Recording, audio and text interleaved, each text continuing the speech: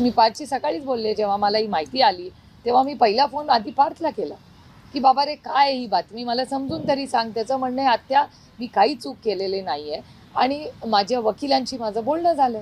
तर जर वकिलांनी बोलणं झालंय तर ते वकील कदाचित सगळे कागदपत्र घेऊन तुम्हाला क्लॅरिफिकेशन देतील. होय हो आत्या, आत्या मला वांग्याची शेती शिकवा ना. मला तरी शिकवा, नाही तर त्या मास्तरला तरी शिकवा, तुम्हाला चांगली येते ना.